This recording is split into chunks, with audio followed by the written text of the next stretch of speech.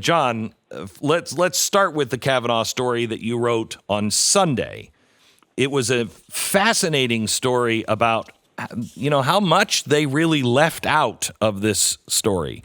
It's not just that the accuser has no accusation because they don't remember any of it. It's who made this allegation. Yeah, well, it's actually, Glenn, it is almost impossible to fully encapsulate all the problems with the New York Times story in one column. I mean, I'm being very literal about that. And I actually think that while the conservative media has done a really good job on some aspects of the story, there are obvious aspects like the one you just mentioned that they didn't mention. Oh, by the way, the alleged victim of the second episode that is supposed to be this bombshell has no knowledge of this, and her friends say that they don't believe that it happened. They leave that out. That would be a big enough problem as it is. But I think we're missing something with regard to who the witness is.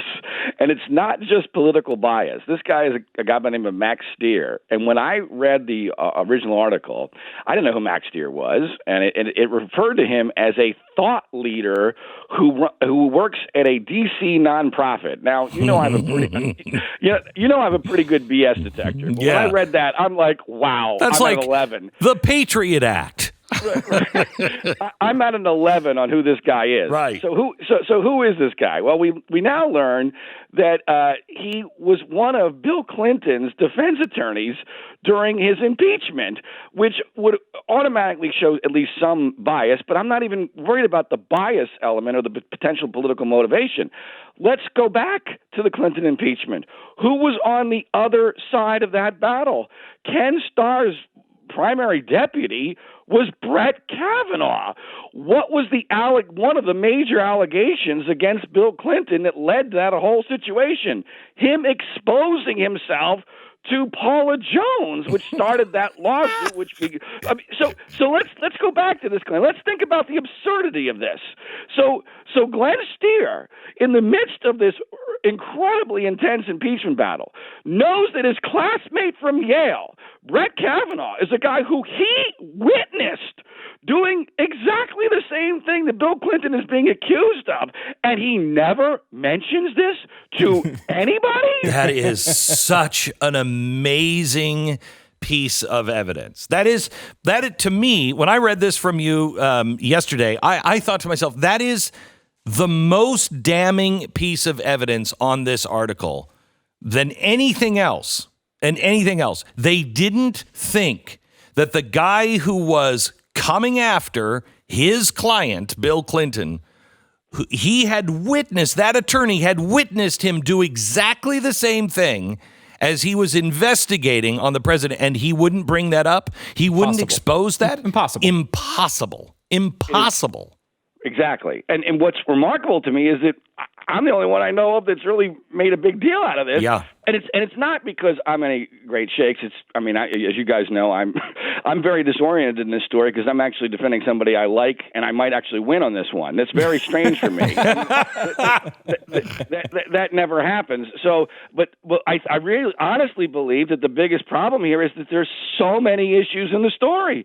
I mean, they leave out their biggest bombshell. There is a bombshell in this new book by these Times reporters who clearly now, as we're learning more, snuck this into the New York Times. This was snuck in on a weekend in a story that was labeled something totally different about Yale's culture, and they snuck these things in there that did not pass muster on the news side.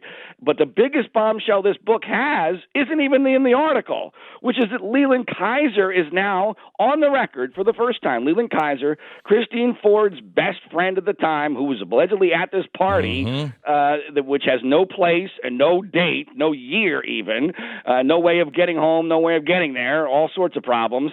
But she is now on the record saying that it makes no sense to her, this story, and that she has no confidence in it, and that she was the victim of an intimidation campaign of Ford allies to try to get her to lie on her behalf.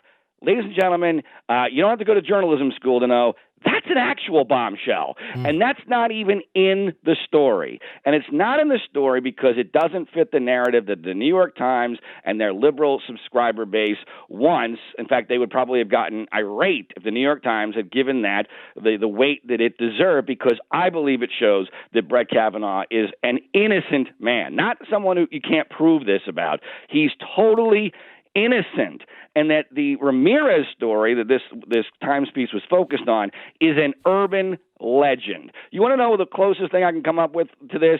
Remember the Richard Gere gerbil story? Yeah. That's what this is. This is maybe somebody actually did have a gerbil removed from them in a hospital sometime, and then it somehow got attached to Richard Gere's name. Well, Brett Kavanaugh was the most famous person to come out of that fraternity at Yale. Something happened to Deborah Ramirez, and many, many years later, when it became politically feasible, it got attached to Brett Kavanaugh, and that's what happened here. It did not actually happen. There's zero evidence, when there should be plenty, that Brett Kavanaugh did anything to Deborah Ramirez, and I believe that the Ford story is a therapy-created memory where Ford was trying to save her marriage and came up with a reason for why she was a nut job, and used Brett Kavanaugh because he was also famous at the time, and she's a lefty and he's a righty.